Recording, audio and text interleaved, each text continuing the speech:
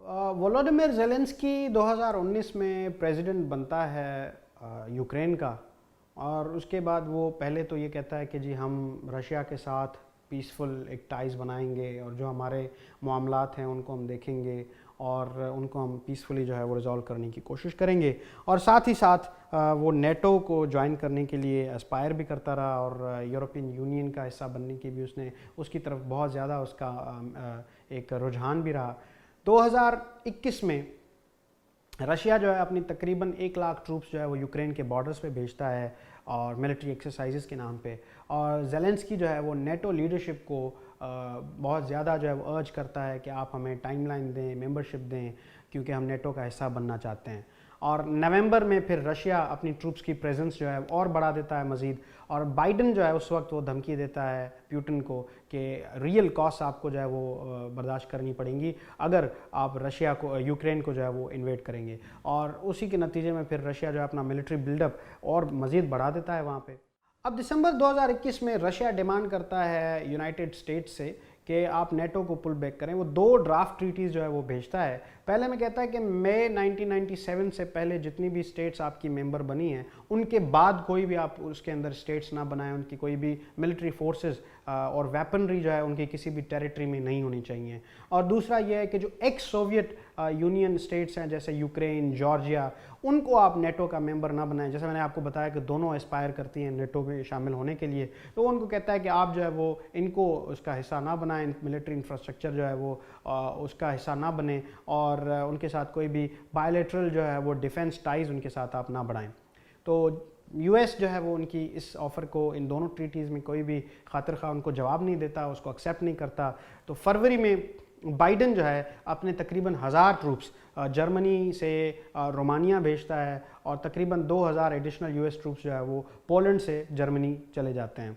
अब ये against the backdrop of Russia होता है, क्योंकि रशिया ने पहले ही 1 लाख ट्रूप्स वहाँ पर भेजे थे, उसको फिर उसने फोर्टिफाई किया था। तो उसके नतीजे में फिर बाइडन भी अपने बंदे वहाँ पर, अपनी फ़ौज जो है वहाँ पर भेज देता है। रशिया के साथ जो दूसरा मुल्क उसके बिल्कुल साथ खड़ा है वो है बेलारूस। और बेलारूस और रशिया जो है एक जॉइंट मिलिट्री एक्सरसाइजेस फरवरी में ही करना शुरू कर देते हैं। और तकरीबन ये मिड फरवरी में फ़ाइटिंग वहाँ पर शुरू हो जाती है, एक जंग छिड़ जाती है किस्म की रशियन बेक सेपरेटिस्ट और यूक्रेनियन फोर्सेस के बीच में डॉनबास के इलाके, डोनेट्स्क एंड लुहांस्क में।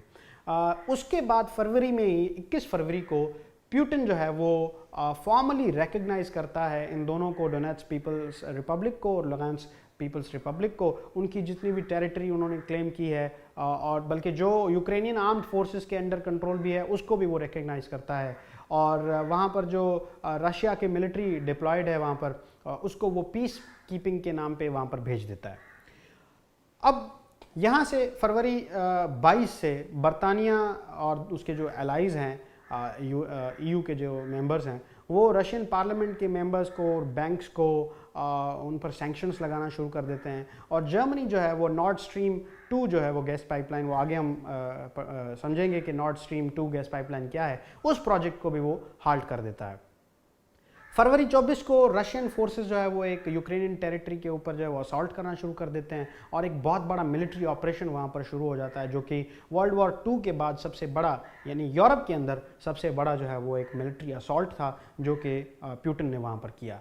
फरवरी 26 को वेस्टर्न अलाइज जो है वो नए सैंक्शंस जो है वो उनका ऐलान करते हैं और रशिया की जो सेंट्रल बैंक है उसके ऊपर भी काफ़ी जो है वो सैंक्शंस कर देते हैं, उसको रिस्ट्रिक्शंस लगा देते हैं और बहुत बड़ी बैंक्स जो हैं उनको वो स्विफ्ट से निकाल देते हैं और यूनाइटेड नेशन में एक रेजोल्यूशन भी जमा कर देते हैं रशिया के ख़िलाफ़।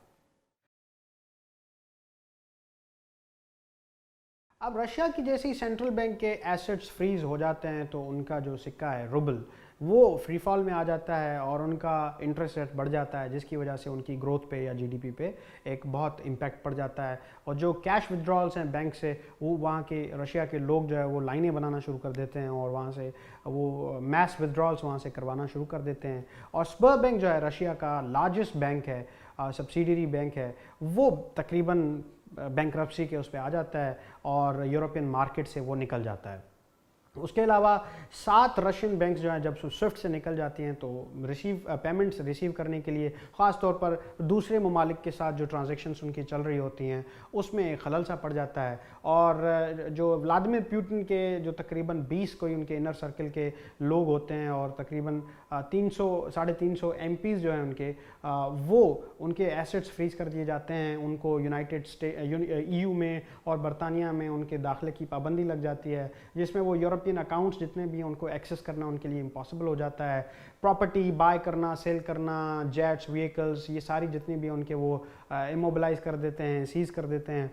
जर्मनी की तरफ से जो नॉर्ड स्ट्रीम 2 है वो अगर हाल्ट हो जाता है तो रशिया अपनी गैस की जो डिलीवरी एबिलिटीज़ हैं वो उसकी ख़त्म हो जाती हैं और रशिया एक बहुत बड़ा पोटेंशियल इनकम है रिसोर्स का वो उसके हाथ से निकल जाता है। एक्सपोर्ट्स रशिया की ज़ाहिर है अब प्रॉब्लम्स होंगे इंडस्ट्रियल सेक्टर के लिए, क्योंकि उनकी एक्सपोर्ट्स जो हैं वो कम हो जाती हैं, ख़त्म हो जाती हैं। सेमीकंडक्टर्स पर, प्रोसेसर पर, इलेक्ट्रॉनिक चिप्स पर, एविएशन इंडस्ट्री पर, एयरक्राफ्ट्स पर, पूरे इक्विपमेंट्स पर बैन लग जाता है और एयर एंड मैरीटाइम ट्रांसपोर्ट जो है वो रिस्ट्रिक्ट हो जाती है। तो रशियन कमर्शियल फ़्लाइट्स बैन हो जाती हैं और ब्रिटिश पोर्ट्स जो है वो रशियन शिप्स के लिए बंद कर दी जाती हैं। तो ये बहुत बड़ा जो है वो एक इकोनॉमिक सैंक्शंस हैं जो कि रशिया के ऊपर जो है वो हो जाते हैं।